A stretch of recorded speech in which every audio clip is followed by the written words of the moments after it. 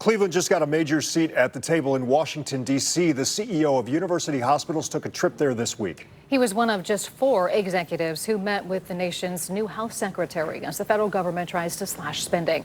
News 5's Michelle Jarboe spoke with him when he got back to Cleveland.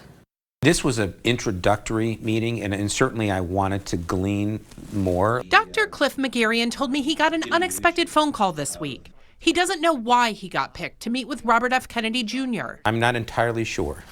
The nation's new firebrand Health and Human Services Secretary, who wanted feedback from a small group of hospital CEOs. What I really liked is, even before I sat down, is the selection of the folks that he wanted to hear from.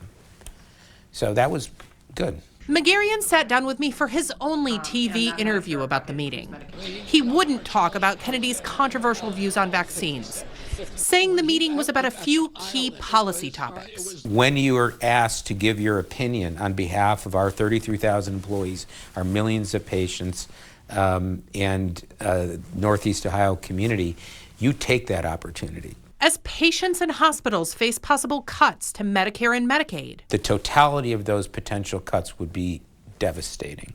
And it's my job to make it abundantly clear what would happen. and pullbacks on money for medical researchers, buildings, and labs. Obviously, that would be problematic. It would be injurious to our research mission.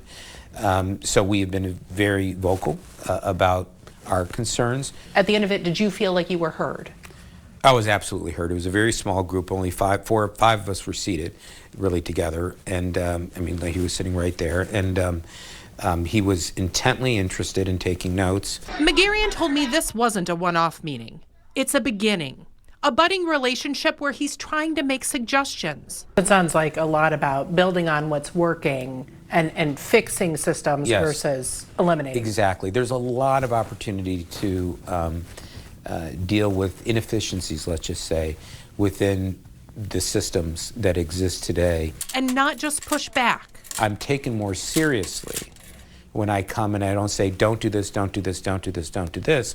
When I say, well, have you thought about this? While encouraging everyone who needs health care to speak up. The most powerful voice is the citizenry working with their elected officials. In Cleveland, Michelle Jarboe, News 5.